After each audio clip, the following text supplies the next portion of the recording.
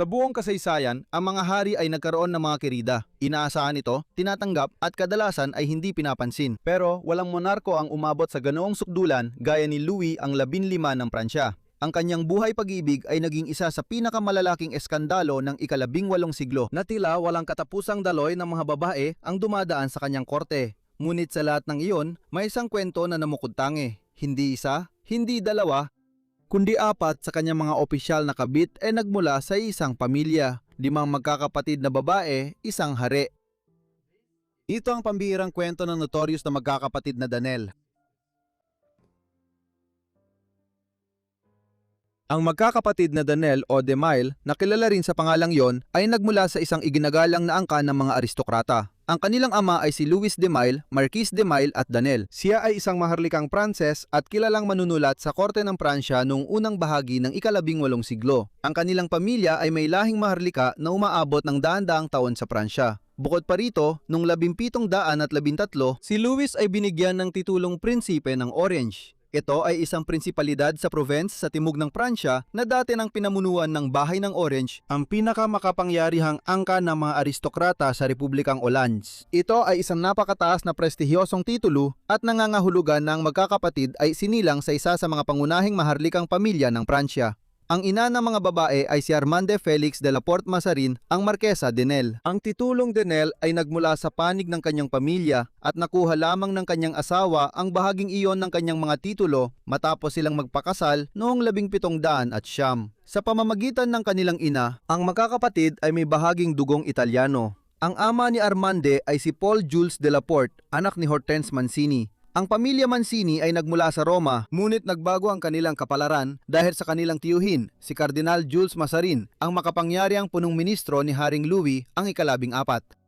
Sa ilalim ng kanyang pagkupkop, ang pamilya ay umangat sa pinakasentro ng korte ng Pransya, kung saan ang mga babae ng pamilyang Mancini ay naging halos kasing tanyag dahil sa kanilang kagandahan at impluensya tulad ng kanilang maharlikang koneksyon. Tulad ng maraming anak na babae ng pinakamataas na maharlika sa Pransya, ang magkapatid na Danel ay tumanggap ng edukasyong naghanda sa kanila para sa buhay sa Versailles. Tinuruan sila ng musika, pagsasayaw, tamang asal at pakikipag-usap at iba pang mga kasanayan na inaasahan sa mga babaeng aristokrata bago sila ipakilala sa isa sa pinakamagarbo at pinakadelikadong korte ng hari sa Europa. Ang magkakapatid na Mancini, bago pa ang kanilang mga inapo na Danel, ay nakapagsulat na ng isang kahangahangang kabanata sa kasaysayan ng Europa.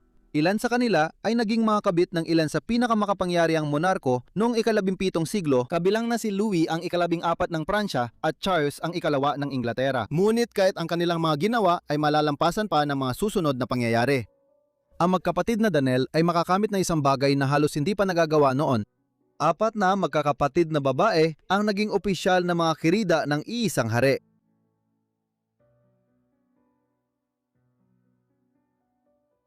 Ang buhay ng magkakapatid na Danel ay iikot sa hari ng Pransya noong panahong yon, si Haring Louis ang ika-15.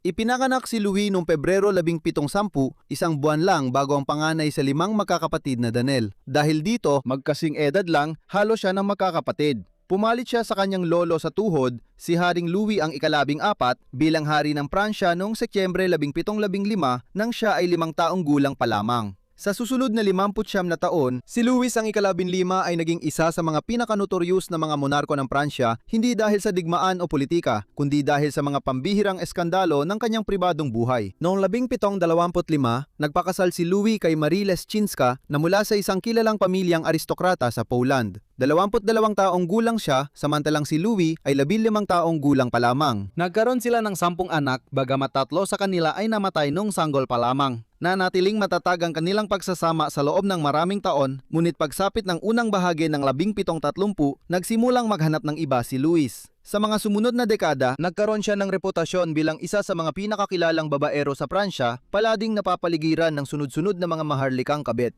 Si Madame de Pompadour ang naging pinakatanyag sa kanila. Ngunit bago siya ay dumating ang eskandalong hihigitan pa silang lahat, ang pambihirang pag-angat ng magkapatid na Danel.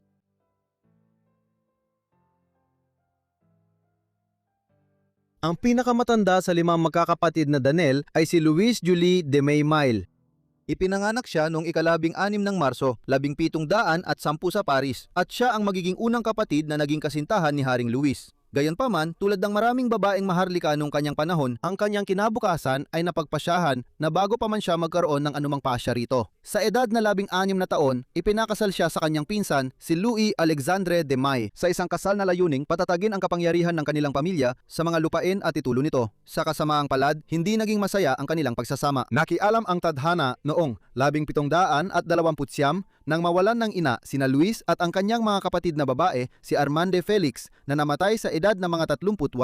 Mula pa noong 1725, si Armand ay nagsilbi bilang Dame du Palais, ang pangunahing dama ng reyna. Pagkamatay niya, si Luis ang pumalit sa kanya sa prestihiyosong posisyon na ito, na naglagay sa kanya mismo sa sentro ng maharlikang korte kasabay ng pagsisimula ng pagtingin-tingin ni Haring Louis sa iba. Pagsapit ng 1732, nagsimula na ang kanilang relasyon na magbabago magpakailanman sa buhay ni Luis at sa kasaysayan ng kanyang pamilya. Ang kanyang asawang si Louis Alexander ay halos walang magagawa kung ang kanyang asawa ay magiging kerida ng hari. Sa mga korte ng maagang makabagong Europa, ang kagustuhan ng isang monarko ay may napakalaking bigat at kakaunti lamang sa mga pamilyang maharlika ang may kakayahang tumanggi sa kanyang mga nais nang hindi nalalagay sa alanganin ang kanilang katayuan sa korte. Sa katunayan, ang mga pamilya at madalas pati na rin ang mga asawa ng mga kerida ng hari ay kadalasang tinatanggap ang ganitong ayos, ginagamit ang bagong impluensya ng kanilang mga asawa upang makakuha ng pensyon, titulo, posisyon sa militar, mga posisyon sa pamahalaan at iba pang pabor mula sa hari. Ang relasyon ni Luis sa hari ay hindi basta-basta. Nagkataon lamang, ito ay aktibong hinikayat ni Kardinal Andre Ercole de Fleury, ang pinakamakapangyarihang ministro ni Luis, ang ika-15, na naniniwala na maaring gamitin si Luis upang impluensyahan ng hari. Isang maingat na kereda ng hari na tapat sa kanyang mga interes ay mas kanais-nais kaysa hayaan ang mga karibal na paksyon na nakapaligid sa reyna na magkaroon ng mas malaking impluensya sa monarko. Sa ganung diwa, ang pambihirang papel ng magkapatid na Danel sa korte ay nagsimula na may kasamang pampulitikang kalkulasyon bukod sa romansa. Si Luis mismo ay tila walang gaanong interes sa paggamit ng kapangyarihang pampulitika. Sa halip, tinamasa niya ang napakalaking yaman, magagarbong regalo at mataas na katayuan na kaakibat ng kanyang posisyon bilang paborito ng hari. Sa simula, nanatiling lihim ang kanilang relasyon mula sa mata ng publiko. Sa pagitan ng 1732 at 1738, determinado si Luis ang 15 na panatilihing lihim hanggat maari ang kanyang mga pagtataksil. Sa paningin ng iba, mukha pa rin siyang tapat na asawa at patuloy siya natutulog sa tabi ng reyna. Sunod-sunod ang pagbubuntis hanggang sa noong 1738 dumating ang trahedya. Matapos makunan, binalaan ng mga doktor si Reyna Marie Leszczyńska na maaring ikamatay niya ang isa pang pagbubuntis. Mula noon, naging samahan na lamang ang kanilang kasal at hindi na ito batay sa pagiging mag-asawa. Nagbago ang buhay sa Versailles dahil dito. Dahil hindi na kayang gampanan ng reyna ang papel na inaasahan sa isang asawang maharlika, hayagang tinanggap ng korte ang pagkakaroon ng opisyal na kerida. Si Louise Julie, na unang nakaakit kay Louis dahil sa kanyang pambihirang ganda, ang naging unang babae na hayagang humawak ng posisyong ito. Ngunit sa kabila ng yaman, prestihyo at impluensyang dala nito sa kanya, likas siyang mahiyain at tahimik at tila hindi siya kailanman naging ganap na komportable. Mukhang tunay niyang minahal ang hari at itinuring niya ito na higit pa sa isang pansamantalang kasintahan. Ngunit sa huli, ang pinakamalaking karibal ni Louise Julie ay hindi ibang ambisyosang kagandahan sa korte. Ito ay ang sarili niyang pamilya. Sa paniniwalang sinisiguro niya ang kinabukasan ng kanyang mga kapatid, ginamit niya ang kanyang impluensya sa hari upang makuha ng kanyang mga kapatid ang mga prestiyosong posisyon sa Versailles. Sa halip, hindi niya namalayang binuksan niya ang pinto para sa mismong mga babaeng papalit sa kanya. Pagsapit ng huling bahagi ng dekada 1730, habang si Louis ay opisyal pa ring kerida ng hari, sinimula na ring dalhin ni Louis sa kama ang kanyang mga nakababatang kapatid na babae. Para sa babaeng lubos na nag-alay ng sarili sa kanya, napakasakit ng pagtataksil na ito. Noong tagsibol ng 1742, itinaboy siya pabor sa isa sa sarili niyang mga kapatid. Mas masahol pa, gaya ng makikita natin, ang kanyang nakababatang kapatid ay pinalayas pa siya mula sa kanyang mga silid sa Versailles, na tuluyang nagdulot ng kanyang kahihiyan. Wasak ang puso at nawala ng pagmamahal ng hari, pati na rin ang kanyang lugar sa korte. Si Luis ay nanirahan sa isang kumbento kung saan niya ginugol ang natitirang bahagi ng kanyang buhay. Pumanaw siya roon noong Marso 1751 at 51 edad na 41. Nagtapos ang kanyang kwento sa tahimik na pag-iisa. Ngunit ang eskandalo sa paligid ng magkapatid na Danel ay nagsisimula pa lamang. Si Pauline Felicite, ang pangalawa sa pinakamatanda sa 5 magkakapatid na Danel, ay ipinanganak noong 1712. Hindi tulad ng mahiyain at tahimik na si Luis, si Pauline ay natatandaan bilang mas matangkad, mas maingay at mas matalas ang isip. Siya ay may malaking pagnanasa sa yaman, impluwensya at atensyon, mga katangiyang naging dahilan upang siya ay maging isa sa mga pinakakinatatakutan at kinamumuhian na babae sa Versailles. Hindi pa rin kasal sa kalagitnaan ng kanyang mga 20, sumulat si Pauline kay Luis upang humiling na maimbitahan sa korte. Masayang pumayag ang kanyang nakatatandang kapatid, hindi inakalang magkakaroon ito ng masamang bunga. Ibinayad ni Pauline ang kanyang utang na loob sa kanyang nakatatandang kapatid sa pamamagitan ng agad na pagkuha ng atensyon at pagmamahal ng hari. Pagsapit ng 1739, naging kabit na siya ni Luis, ang ika-15 asabay ni Luis. Ang pambihirang eskandalo ng dalawang magkapatid na sabay na nagbabahagi sa isang hari ay naging katotohanan. Tulad ni Luis, bago siya, binaharin si Pauline ng magagarbong regalo, pera at mga lupain. Isang kasal ang inorganisa para sa kanya kay Marquis de Vintimille, isa sa mga pangunahing aristokrata ng Pransya. Ang kasal ay nagbigay kay Pauline ng isang iginagalang na titulo at ang kanyang bagong asawa ay maginhawang nanirahan sa probinsya habang ipinagpapatuloy ng kanyang bagong asawa ang pakikipagrelasyon sa hari. Ngunit ang pag-angat ni Pauline ay naging trahediya at maikli. Noong Setyembre, 1741, matapos lamang ang 2 taon bilang kabit ng hari, siya ay namatay sa panganganak sa edad na 29. Ang bata ay halos tiyak na anak ng hari, bagaman siya ay legal na kinilala bilang anak ng Marquis de Vintimille. Siya ay tumanggap ng pinansyal na suporta mula kay Louis sa buong buhay niya, ngunit kakaunti lamang ang ipinakitang interes ng hari sa kanya. Kung ang buhay ni Pauline ay nagtapos sa trahedya, mas nakakatakot pa ang sumunod. Habang nakaburol ang kanyang katawan sa Versailles, iniwan ng mga gwardiya ang kanilang mga pwesto sa gabi upang uminom. Isang galit na grupo ng tao ang sapilitang pumasok at sinira ang kanyang katawan bilang parusa sa pakikiyapid. Parehong labis na nalungkot sina Louis ang ika-15 at Louis Julie sa pagkamatay ni Pauline, habang si Louis ay pinabumultuhan ng paniniwalang siya ang nadala sa kanyang kapatid sa korte na nauwi lamang sa isang karumaldumal na wakas. Ngunit kahit ang nakakagulat na sinapit ni Pauline ay malalampasan pa ng mas matindi. Nakahanda ng lumitaw ang bunso at siya ring pinakambisyosa sa magkakapatid na Danel, si Mary Ann.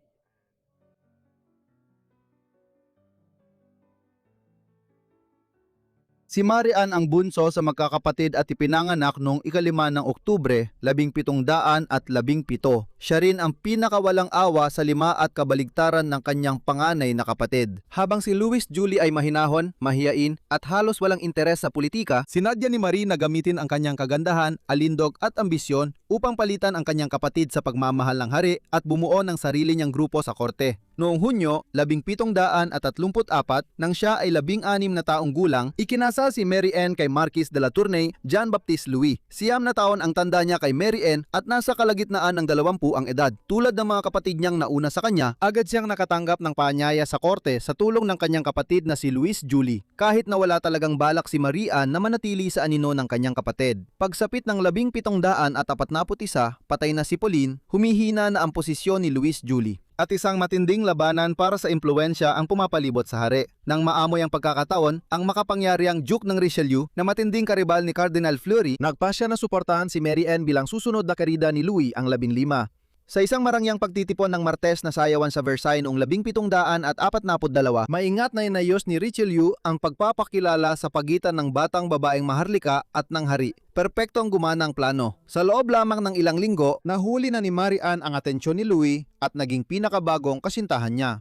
Ayon sa mga salaysay noong panahon na yon, siya ay walang awa at iginiit pa na paalisin ni Louis ang iba pa niyang mga kasintahan bago niya tuluyang tanggapin ang papel. Determinado siyang maghari mag-isa kaya hindi siya nag-aksaya ng oras sa pag-aalis sa sarili niyang kapatid. Tulad ng nabanggit kanina, iniutos niya na alisin ang mga kasangkapan mula sa mga silid ni Louis Julie sa Versailles, isang planadong pagpapahiya na nagpatunay na tapos na ang pamamayani ng dating paborito. Si Marie Ann ang naging pangunahing kasintahan ng hari at siya ang naging sentro ng mga intriga sa politika sa korte. Nilamon ng digmaan ng paghalili sa Austria ang buong Europa at ginamit ni Richelieu ang malapit niyang ugnayan kay Mary Ann upang impluwensyahan ang mga desisyon ni Louis, umaasang makuha ang pamumuno sa mga kampanyang militar ng Pransya laban sa Austria, Britanya at Republikang Orleans. Gayunpaman, ang kanyang pambihirang pag-angat ay hindi rin nagtagal. Sa unang bahagi ng taglamig ng 1744, si Mary Ann ay nagkasakit ng matindi. Naniniwala siyang siya ay nilason. Namatay siya noong 8 ng Disyembre, 1744 sa edad na 27 lamang.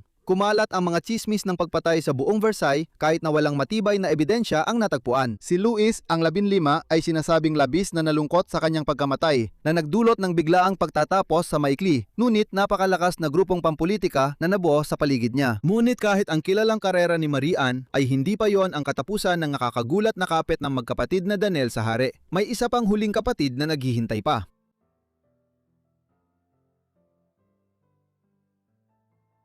Sa pagpanaw ni Marie Anne, humanap ng aliw si Haring Louis sa piling ng ika-4 na kapatid na Daniel. Si Diane Adelaide ang gitna sa 5 magkakapatid at ipinanganak noong 1713.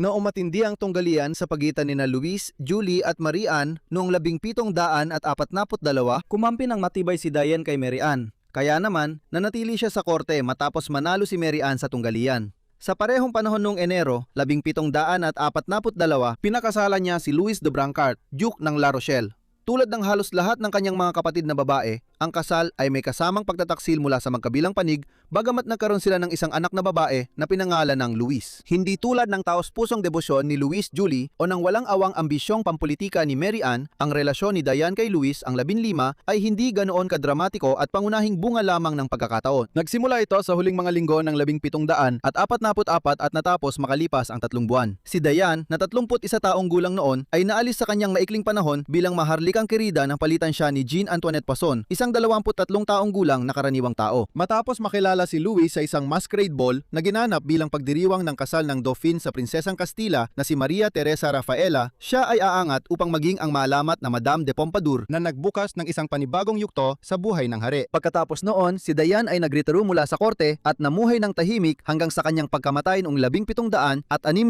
sa Paris sa edad na 56 na taon. Ngunit may isa pang kapatid na babae na hindi pa natin napag-uusapan, kaya bakit hindi rin siya nagkaroon ng relasyon sa hari? Ang pangalawa sa bunso sa 5 magkakapatid na Daniel, si Hortense, ay ipinanganak sa Paris noong ika-11 ng Pebrero, 1715. Si Hortense ang naiiba sa 5 magkakapatid. Siya lang ang hindi kailanman naging kerida ni Haring Louis ang 15. Nag-asawa siya sa medyo huling edad na 24 nang pakasalan niya si François-Marie de Foix, ang Marquis de Flavacourt, noong 1730. Ang kanilang kasal ay labis na hindi masaya dahil sa pagiging dominante at paminsan-minsang marahas ni François-Marie sa kanyang asawa. Sa kabila nito, nagkaroon sila ng 2 anak, isang anak na lalaki na pinangalan ng Auguste at isang anak na babae na pinangalan ng Adelaide. Tulad ng lahat ng kanyang mga kapatid na babae, si Hortense ay ginugol ang karamihan ng kanyang oras sa korte ng Pransya mula kalagitnaan ng dekada, 1730 matapos maging kerida ng hari si Louis Julie. Noong 1742, habang lumilipat si Louis mula sa isang kapatid na Daniel patungo sa isa pa, si Hortense ay itinalaga bilang dama de kompanya ng reyna. Para sa marami sa Versailles, tila ito ng susunod na hakbang sa isang pamilyar na pattern. Tiyak na si Hortense na ang susunod. Nagkamali sila. Tinanggihan ni Hortense ang mga pagtatangka ng hari na akitin siya. Kung paniniwalaan ng mga tsismis sa korte, nahanap niya ang sarili niyang naipit sa pagitan ng pagsunod sa kagustuhan ng hari at sa mga banta ng kanyang asawa na nagbanta na papatayin siya kung magiging kalaguyo siya ni Louis. Ano man ang katotohanan, si Hortense lamang ang natatanging kapatid na Daniel na hindi kailanman nakasama sa kama ng hari. Hindi nagtagal, ang atensyon ni Louis ay nakuha naman ng kilalang Madame de Pompadour na naging opisyal niyang kalaguyo mula noong 1745. Si Hortense ay nagtagal ng ilang taon sa korte ng Pransya bilang isang dama de kompanya. Nagsimula siyang umiwas sa karangyaan at formalidad ng Versailles noong dekada 60 ng 1700. Sa huli, nabuhay siya ng napakahaba, nalampasan ng karamihan sa kanyang mga kapatid ng kalahating siglo at nagsimula ng 30 taon. Ibig sabihin nito, nabuhay siya upang masaksihan ang Rebolusyong Pranses noong 1789. Bilang isang miyembro ng aristokrasya at ang huling natitirang kapatid na babae ng mga Danieles na labis na naugnay kay Haring Louis ang ika-15, siya ay inaresto at inusisa noong panahon ng teror noong 1773 at 1774. Sa wari, ang kanyang sarkastikong talino habang iniimbestigahan ang nagligtas sa kanya. Ngunit kahit si Maximilian Robespierre, ang tiranong namuno sa revolusyonaryong teror, ay hindi talaga kayang bigyang katwiran. Hahatakin ba ang isang babae na nasa huling bahagi ng kanyang 70 taon pababa sa Place de la Revolution para pugutan ng ulo gamit ang gilotina? Sa huli, si Hortense ay namatay ng payapa sa Paris noong ika-28 ng Disyembre 1779 sa edad na 84. Isang buwan bago yon, si Napoleon Bonaparte ay naging unang konsul. Ang mundong dating kilala niya at ng kanyang mga kapatid na babae ay tuluyan ng naglaho magpakailanman. Nawala ang impluensya ng magkapatid na Daneles bilang mga kirida ng hari matapos dumating si Madame de Pompadour noong 1745.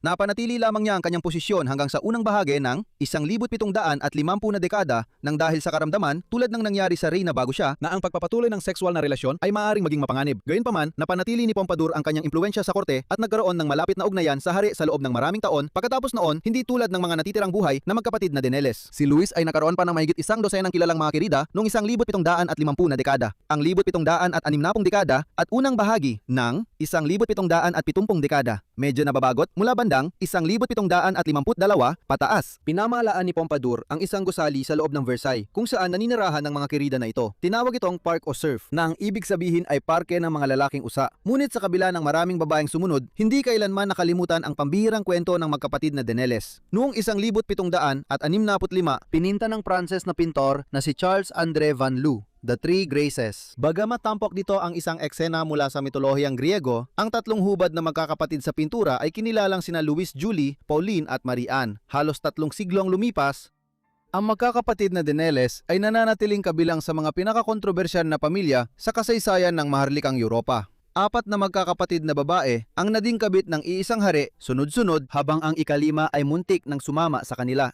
Isa itong eskandalong nakakagulat na mas tumagal pa kaysa sa mismong monarkiya. Maraming salamat sa inyong lahat sa panonood ng video na ito tungkol sa magkakapatid na Daneles. Sana ay naging kawili-wili ito para sa inyo. Ipaalam niyo sa akin ang inyong opinyon tungkol sa kanilang mga buhay sa ibaba sa mga komento. At kung gusto niyo pa ng mga video tungkol sa magkakapatid o mga maharlikang kabit, sabihin niyo rin sa ibaba sa mga komento. Sana rin ay nakasubscribe na kayo at naka-on ang notifications para makuha ninyo agad ang lahat ng aking mga video kapag nag-upload ako. At alam niyo na, iyon lang mula sa akin. Kaya magkikita-kita tayo sa susunod na Forgotten Life. Salamat.